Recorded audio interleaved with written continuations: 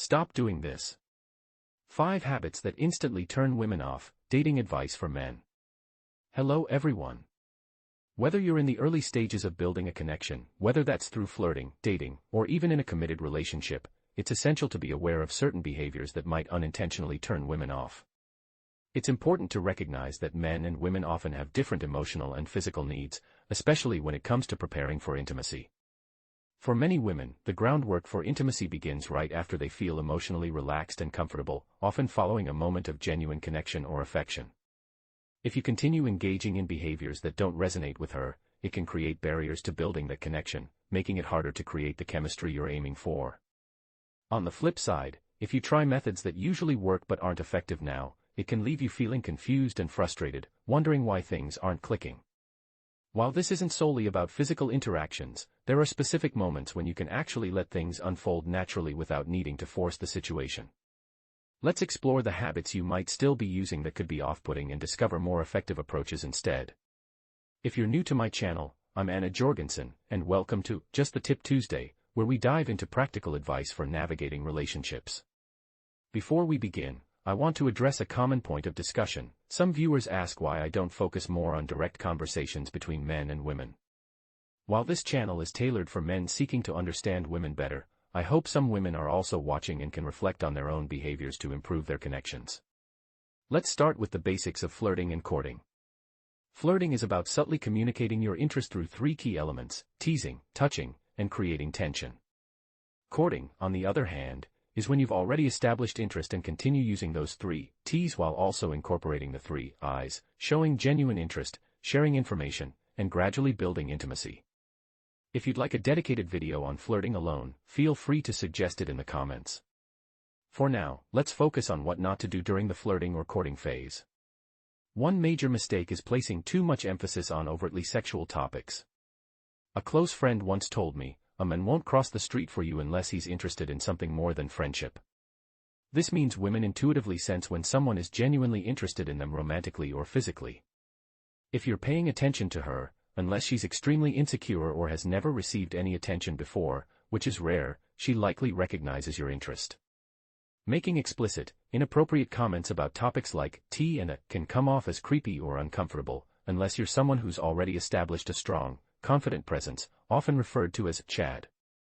Even then, there are surprising moments when you don't need to do anything at all, when the woman is already emotionally and physically ready. This applies even if you're not a Chad, but I'll explain that later. For now, remember that women often communicate through subtle cues, including their body language and energy. If you're genuinely interested in her romantically or sexually, she'll likely sense it. While there are times when it's appropriate to discuss topics like tea and a openly, it's crucial to start with subtlety. Use innuendo or playful suggestions that hint at your interest without being overly direct. This approach keeps the conversation light and allows for natural progression, ensuring you don't come across as pushy or inconsiderate. There exists a certain level of intrigue in interactions, and it's crucial not to overemphasize sexual themes, as doing so can come across as unsettling and off-putting to women. For instance, if you find yourself boasting about the size of your anatomy or your prowess in bed without the woman explicitly inviting such a discussion, it will likely be perceived as awkward. This is particularly true unless she has initiated the topic herself. However, there is one exception to this guideline, and I invite you to share your thoughts in the comments if you think you know what it is. Just to clarify, it's not about being overly confident or adopting a stereotypical persona, but I will elaborate on that later. Now, let's delve into another common mistake that many men make, which tends to repel women. Are you ready? It's excessive bragging. We touched on this briefly when discussing the topic of physical attributes, but let's explore it further. If you are too overt in your attempts to impress her, it can backfire. While it's natural to want to showcase your worth, women are adept at picking up on subtle cues. Instead of loudly proclaiming, "I drive a Land Rover," you might say something more understated, like, "I need to take my truck to the shop." This approach allows her to infer that you own a respectable vehicle, suggesting that you are likely successful and not drowning in debt. It's important to note that this isn't about materialism. I've addressed the misconceptions surrounding hypergamy in previous videos, so I won't delve into that here. The key takeaway is that women seek a sense of security in your financial habits and overall stability. Women are continuously assessing everything you communicate, both consciously and subconsciously, and interpreting it as potential indicators of your relationship value. For example, if you mention that you can't meet on Saturday morning because you have a gym commitment, she won't interpret that as a boast about your fitness. Instead, she'll recognize two important points. First, you have commitments that don't revolve around her, which is a positive sign, and second, she'll respect your dedication to maintaining a healthy lifestyle. These two factors contribute to her perception of your value in the context of a potential relationship. Again, there is a specific scenario where this principle may not apply, and I will share that later. Generally speaking, regardless of your financial status or achievements, how you convey your value will influence whether she perceives you as confidently humble or unattractively insecure. This perception can vary from one woman to another, as some may require a bit more directness. However, most women are skilled at reading between the lines to gauge your worth when you provide subtle hints of it. Keep this crucial point in mind: the more overtly a man tries to showcase his value through bragging, the less attractive it becomes. High-value women often interpret certain behaviors as indicators of insecurity or superficiality. Let's revisit the scenario where a Land Rover might be seen as a Ford F-150, regardless of the vehicle's brand. The driver's choice could subtly signal underlying concerns. When you enter a car, especially an expensive one, she's likely to make assumptions about your background, priorities, and intentions.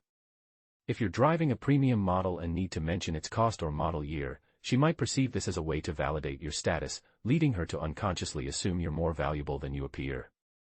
In essence, the more you emphasize your worth through words, the more she may question your value, creating a feedback loop of self-doubt. To navigate this, it's crucial to frame your message through a narrative rather than direct assertion. For example, instead of stating you're a sports star, share a story about a hobby you pursued, like playing soccer or painting. This implies your capability without needing to explicitly declare it. Stories become powerful tools for showcasing your value, as they reveal your personality, resilience, and depth. They also demonstrate your communication skills and vulnerability, traits that high-value women deeply appreciate. However, it's equally important to recognize that she must also validate her own worth. A list of attributes you possess that she finds impressive is akin to a job applicant listing qualifications above their pay grade. It can feel untrustworthy. Third, women are naturally more emotionally responsive than men. While men may rely on logic, women are more attuned to emotional cues. When trying to convince a woman of your worth, using logic can backfire, as it may seem dismissive or cold. Instead, focus on shared experiences, mutual interests, and genuine connection. For instance, discussing a recent event you enjoyed together can foster intimacy without relying on arguments or proofs. Ultimately, the key is to balance confidence with humility. If you feel she's beyond your reach, acknowledge it gracefully, but don't let it overshadow your efforts. Remember, the goal isn't to prove your value but to build a relationship grounded in trust and mutual respect. When it comes to attraction, a woman may feel something in her body that she can't quite explain. Even if you present her with an extensive list of your wonderful qualities, perhaps even a detailed spreadsheet outlining all the reasons she should choose you, this approach is unlikely to sway her decision. However, if you take the time to evaluate her, she may begin to question her own value and strive to demonstrate to you why she deserves your attention. The more she actively chooses you, the more committed she is likely to be to that choice. Now, let's pause for a moment. Oh my goodness, I apologize for getting a bit carried away there. Let's move on to a crucial point. You cannot force a woman to feel attracted to you if there is absolutely no possibility of that happening. However, you can certainly turn off a woman who might have otherwise been interested. This is particularly relevant for those who are on the fence about their feelings. There will be instances where, regardless of your actions, she will feel attracted to you, and I'll touch on that shortly. Conversely, there will be times when no matter what you do, she simply will not be attracted to you. It's just not in the cards. Yet, there are also moments when she might be somewhat attracted, or at least not a definite no. In these cases, she will be observing your behavior closely, looking for signs that will tip her decision one way or the other. If you find yourself in a committed relationship and attempt to use logic to persuade a woman, you may encounter frustration.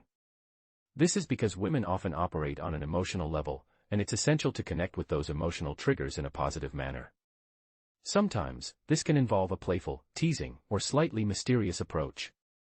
Generally speaking, emotional engagement tends to be more effective for women, and occasionally for men as well, but that's a topic for another discussion. I'm curious, Have you ever tried to use logic to win a girl's affection or to persuade her to do something you wanted? If so, I'd love to hear your experiences in the comments. And if you find this video helpful, please give it a thumbs up.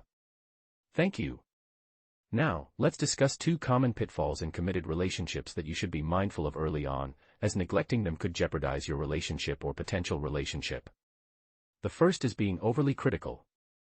During the flirting and courting phase, it's natural and effective to engage in a little push-pull dynamic. This means you create a balance of drawing her in and then pulling away, much like reeling in a fishing line. This initial roller coaster of emotions creates an air of mystery and prevents you from appearing too needy, which can provide the emotional stimulation that women often seek. Women are typically more attracted to men whose feelings towards them are somewhat uncertain. It's a reality that we all enjoy a challenge, and when a woman feels she has to prove her worth to a man, it can enhance her commitment to the relationship. The key point here is that when a woman feels she has demonstrated her value and won you over, she is more likely to invest in the success of the relationship. This commitment arises from her own choice, rather than simply acquiescing to your pursuit. However, if you engage in push-pull behavior by being excessively critical too frequently or for an extended period, it can have the opposite effect. Eventually, she may start to feel emotionally drained, unappreciated, and possibly even resentful. None of these emotions are conducive to intimacy or attraction. However, it's important to note that the opposite extreme can be just as harmful. Before we dive into that, let's explore the 5th point, being overly nice. During the flirting or courting phase, excessive niceness can come across as insecurity, neediness, or a lack of self-worth. If you're trying too hard or being overly accommodating, it may not seem confident, high value, or even sincere. This approach doesn't give her the opportunity to earn your affection or feel like she has a choice in the matter. For those in committed, long-term relationships, the phrase, happy wife, happy life, is often cited. However, some of you may have learned that this isn't entirely accurate. Research suggests that the ideal ratio of positive to negative interactions in a relationship is between 5 to 10 positives for every 1 negative. If this ratio is unbalanced, with fewer than 5 positives, she may feel undervalued, bitter, and resentful over time. On the other hand, if there are too many positives, more than 10 or 11 for every negative, she might start to take you for granted. What often happens in such situations is that instead of standing your ground or advocating for what matters, you might find yourself giving in repeatedly.